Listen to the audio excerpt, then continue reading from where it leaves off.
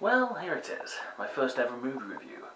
And seeing as my first one, I decided to indulge in Pete's obsession with a particular French actor. Also Pete's obsession with referring to himself in the third person. The actor in question, you ask? Christopher Lambert. Let me just repeat that. Christophe fucking Lambert. The immortal Highlander, a badass Tarzan, cyberpunk Beowulf. Anyway, the god himself, the only French actor who can pull off a Scotsman convincingly. He exudes charisma in every movement he makes, and there's rumours that his mesmerising stare can make women ovulate. A rumour I just made up. Not to mention, he has a voice that could get even the straightest man wet. A man I've simply come to christen as Crimbo.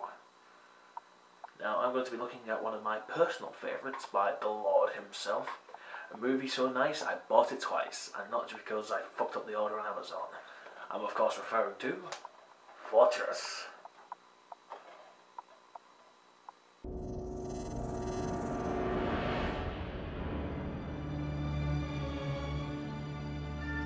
We start off in the far distant futuristic year of 2017. You know, like the Transformers distant future of 2005. Dystopia has set in, and due to overpopulation, and in America at least, a one-child law has come into effect, meaning a second pregnancy effectively makes you more evil than merciful fate. This is where we meet John Rennick and his wife Karen trying to slip through a border patrol to get into Mexico. Think I'm scared, Captain? You're never scared. Except when you're scared. Then I guess you're really scared. I guess I'm really scared. Yeah, scared. You scared, Dave? Yes, I'm scared. Are you scared? Oh, I'm scared. You scared, Dave? Scared. Scared? John and Karen tried to sneak by the scanners by using a flak jacket to cover Karen's womb. Don't ask. This backfires, however, when one of the guards spots the collar, therefore fucking up Crimbo's day.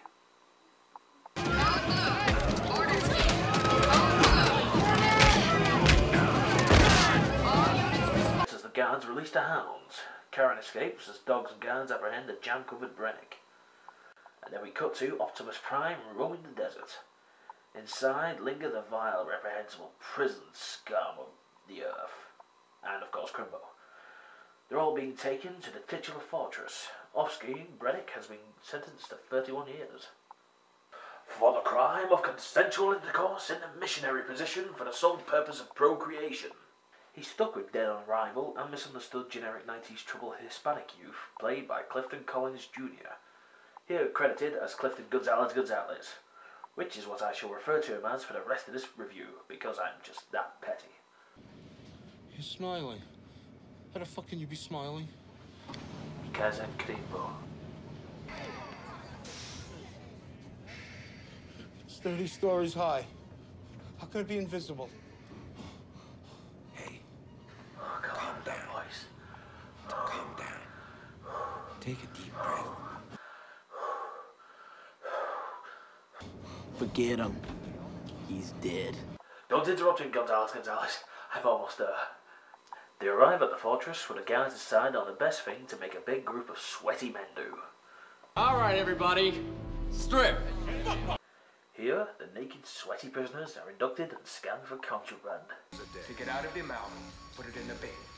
Your work shift will be determined by our computer Z10.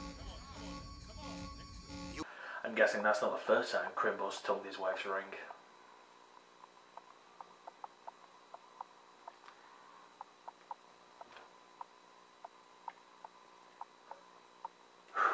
Prisoners are then implanted with devices which monitors their movements and dispenses punishment in the form of pain. The device is simply called intestinators, which would be an awesome band name, by the way. Crossing a yellow line will result in pain. Crossing a red line will result in death. Crime does not pay. Yes, the red line system, which is never brought up again after the next scene. Speaking of which, how is Dead on Arrival doing? I have an illness. Now, it's called claustrophobia. It's a real illness. So is Beaver Fever. So here we learn the full scope of what the intestinators can do.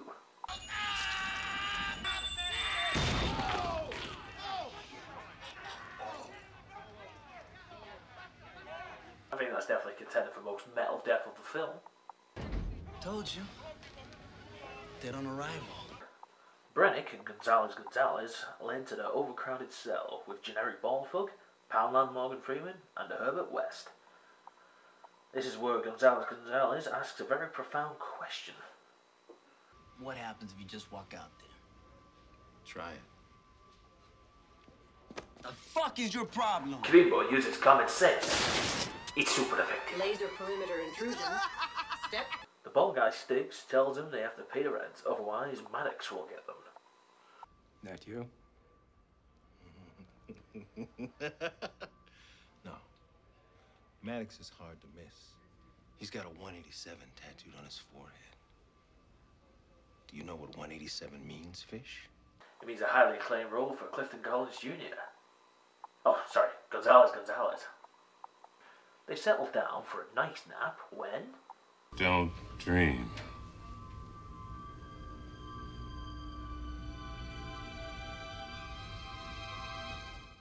But fuck it, he decides to dream anyway, and has his dream invaded by the Warden, played by none other than Kurtwood Smith. You're enjoying this. Yes, I suppose I am. And well, why wouldn't you? That's Krimble having sex. But he decides that's enough heterosexuality for one dream and acts swiftly. This is an unauthorized thought process. What's the matter, Fish? Got a stomach ache? What a prick. Who would have thought Kurtwood Smith could be this cruel?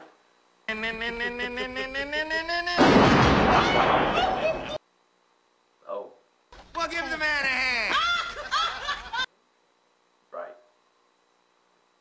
Moving hastily along, we cut to the set of a Rammstein music video where everyone seems to be going about their work, until...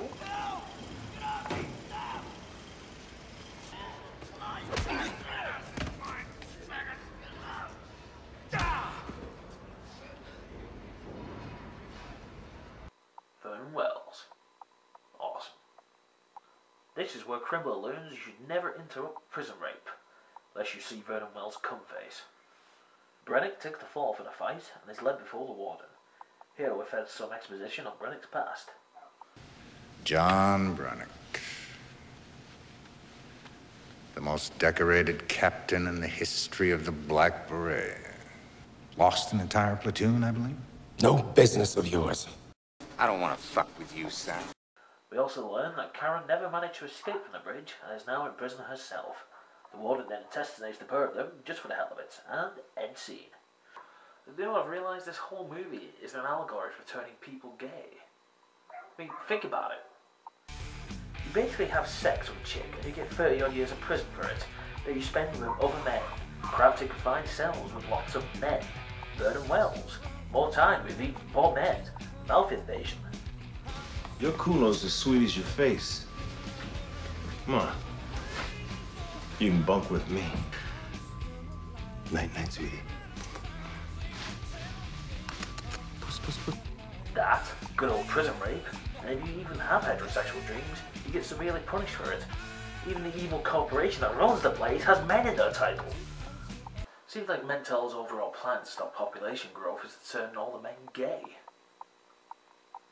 That must admit that's actually a pretty good fucking idea. Kudos. Then again, wait, thinking about it, why not the women just, you know, when they get pregnant, have it taken care of? Hint to the hint, hint. Abortion is illegal. Oh, alright, fair enough.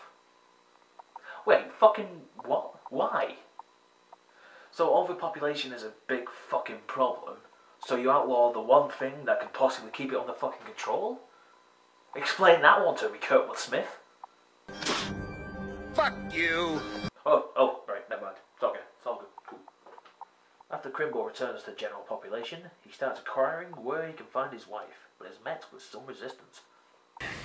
Where's the women's section? I am not going to die inside. You die right here, you don't tell me.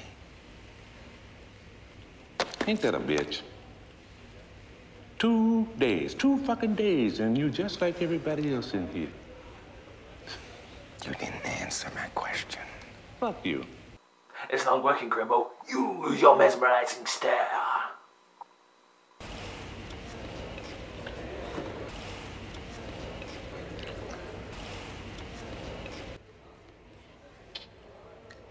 Levels A and B.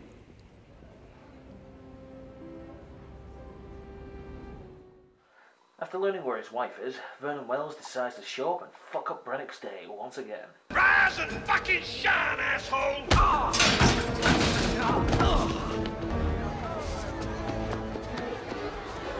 They fight for a while, Crimbo pulls out a few moves, and then before you know it, he's giving us some death metal vocals.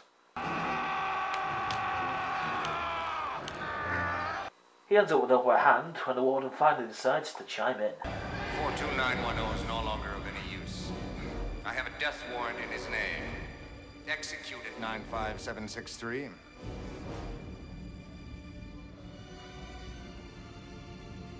He refuses, of course, because he's the hero this prison deserves, but not the one it needs right now. It's not the other way around. God, I fucking hate that quote. But Kurtwood Smith obviously has access to military firepower again, and uses the aptly named splatter gun on Maddox.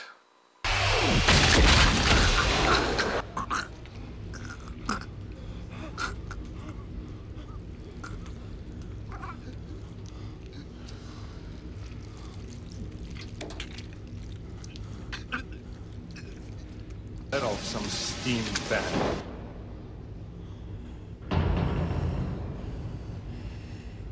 You fucking asshole!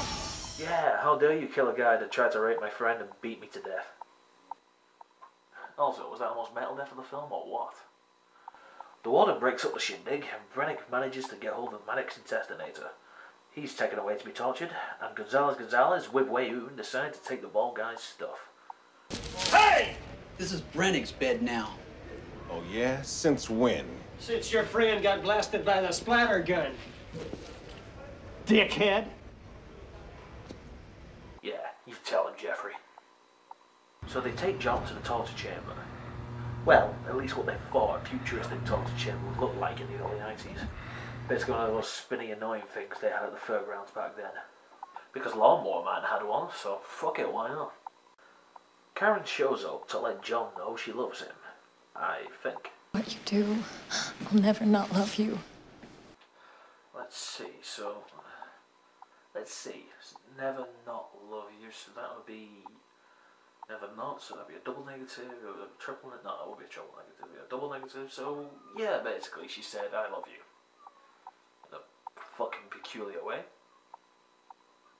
So they begin to mind-wipe Crimbo, which leads to a kind of cool, if not kind of hard to look at, trippy sequence. Although not recommended for sufferers of vertigo or epilepsy.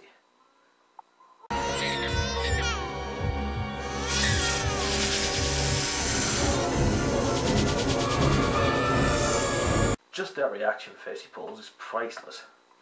It's not so much a scared face as much as like, a glass of wine, thank you. Wait, this is Chardonnay, how far? The warden shows Karen how he's doing after 3 days of mind wipe, and offers for her to stay with him for exchange of releasing John from mind wipe. She says no at first, but that's nothing a little emotional blackmail won't solve. Yes. What? Yes, you bastard, just let him go. So she agrees, Curtis Smith lets him go, but alas, it is too late.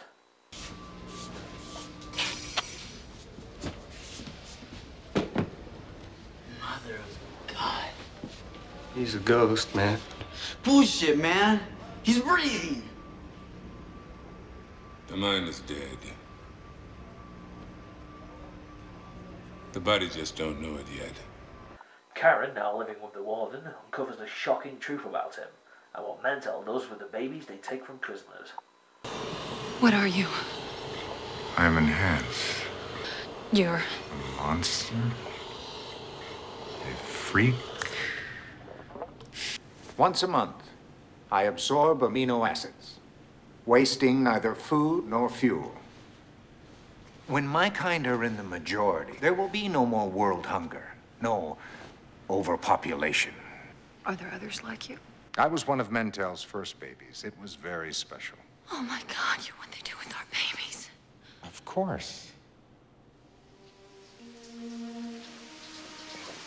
Oh my God. I saw your wife, Cap. It's this scene. I saw your wife, Cap. I saw Karen. She's getting larger. You can tell she's pregnant now.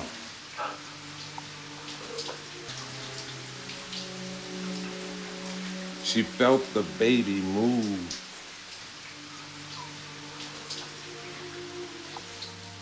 Your baby.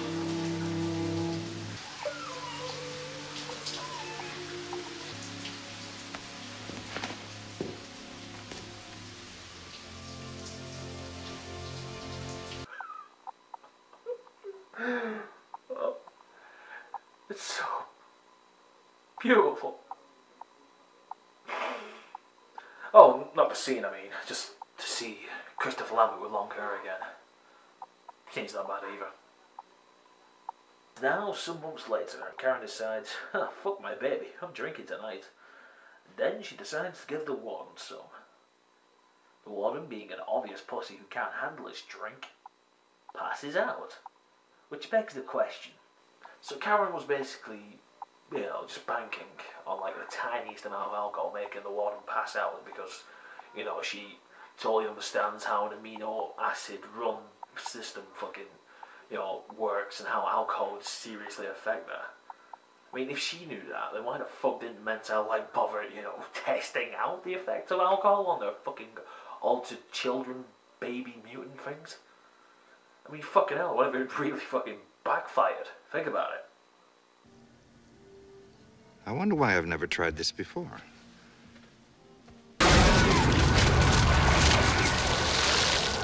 With that aside, Karen takes the opportunity to use the dream machine to access Berenic's unconscious brain and fix his mind wipe by pulling him out of a hole.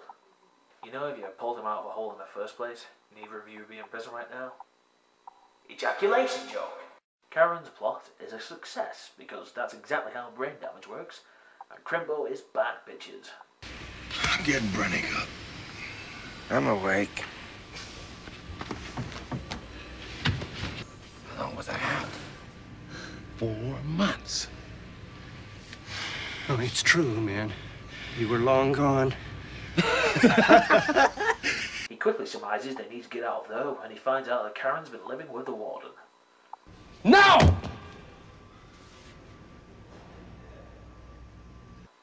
Powerful stuff, as only Crimbo can deliver.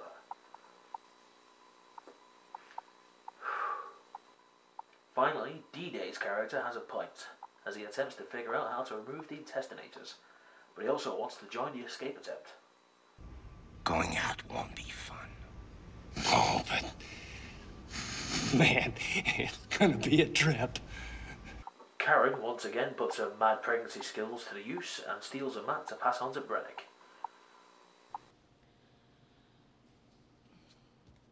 You know, if you had put it in your mouth in the first place, neither of you would be in prison right now. Oh, that was just fucking tasteless. Sorry. Poundland Morgan Freeman brings them the map and they use the laser bars to access it. Early 90s CGI. No matter how good or crappy, I just have an instant nostalgia boner over early 90s CGI. D-Day, however, drops the glasses, prompting Crimbo to save the day again. Laser perimeter intrusion. Step back, please.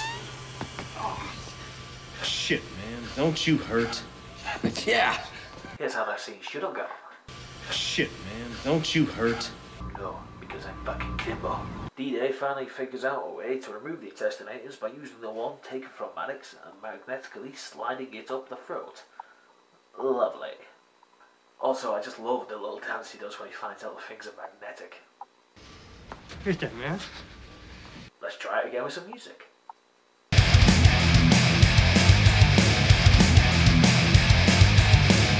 So, the way to get rid of the intestinators, Poundland Morgan Freeman decides, hey, fuck it, and joins them in their escape attempt. I'll do it to you.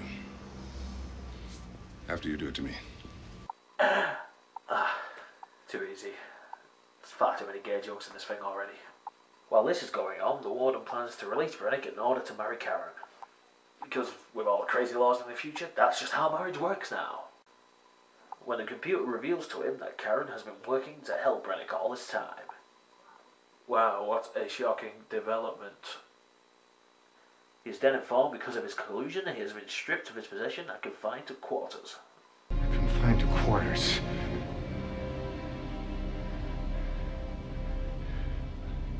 I've never left these quarters in my entire life. You are the property of the Mentel Corporation. Crime does not pay.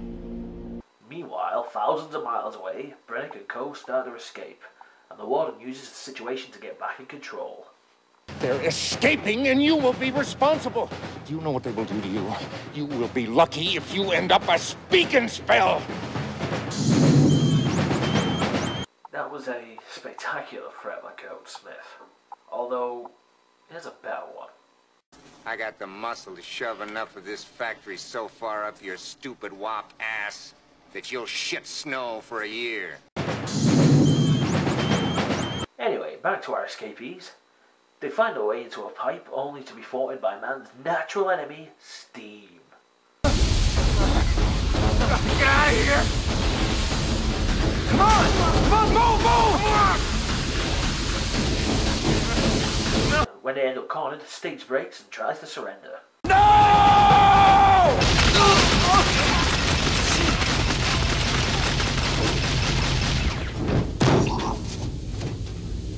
Most metal death of the film? Nah, not really. Sorry, Stiggs. Paladin Morgan Freeman tries to get Karen to safety, but is thwarted by the governor and then strangled to death. This could have all been avoided if Dan Whitey hadn't shown up and screwed up his parole. He will be missed, Paladin Morgan Freeman. Meanwhile, Crimbo manages to capture one of the strike clones and disarms him. Literally. Now, he has a machine gun. Slash rocket launcher slash flamethrower thing. They shoot their way out the pipe. Crimbo gets shot, but, just shrugs it off. Because, well, Crimbo. And they stow away aboard the splatter gun and head straight up to the warden's office. He finds out the warden sent his missus off for a C-section. Using his Lambert charms, he makes Kurtwood Smith stop the operation. But unfortunately, the computer has had enough and does Kurtwood in herself.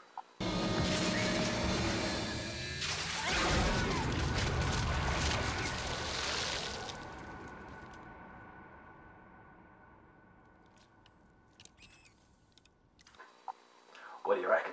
Most metal death of the film? Probably. It looks like all may be lost, but wait right there.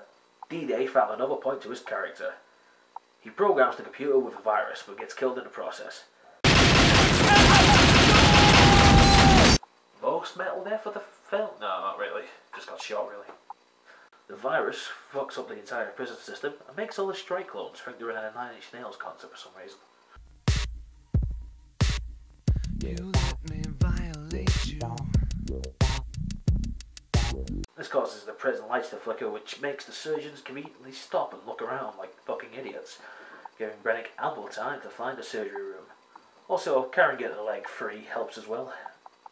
So, a heavily pregnant woman, near term, will fight off 3 able-bodied men with just one fucking leg? Which, begs the question, why don't they just walk around to the other side of the table where all the limbs are fucking constrained? The future. So yeah, they reunite, big whoop, Gonzalez grabs a truck and they're on their way. What devious last trap does the fortress hold for our heroes? A slow moving door that they just drive under. Okay. Well, then they drive off into the sunset. Although, as luck would have it, Karen's uterus decides that now is the right time to give birth. So they cross the border and deliver it. But Zed proves Bruce Willis wrong by still being alive and taking over the control of the truck. The truck then runs down Gonzalez. Semper Fi, Gonzalez. You will be missed.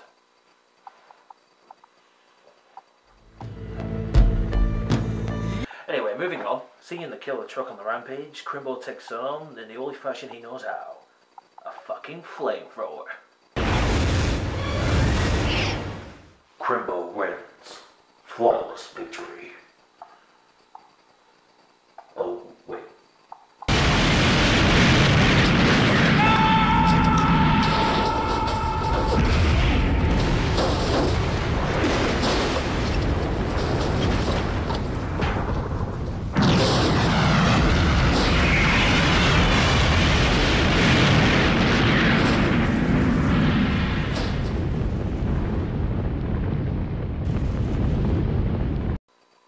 God. Only Crimbo can act so well in slow-mo. I can't believe it. He doesn't get the girl in the end? That's... my God. Crimbo. Poor fucking Crimbo. Oh wait, no, his wife is fine. She somehow delivered the baby herself in an exploding barn, and all's well that ends well. So that was Fortress. How's it hold up after 20 years? I'd say not too bad. In fact, I'd have to say pretty good. And that's just not Crimbo Manlove talking. Or maybe it is. The story's pretty good. It's got pretty interesting characters, solid performances from a rather, underrated selection of character actors. The plot's got an interesting premise, followed with some cool concepts, like with the Global One-Child Law, the Intestinators, the Dream Scanner, etc. Although it never really digs too deep into the ideas it lays down. This isn't necessarily a bad thing, but it would have been cool to see the world explode a little more. But hell, it knows what it is. It's low-budget sci-fi that has fun with what it's got, rather than pushing for too much.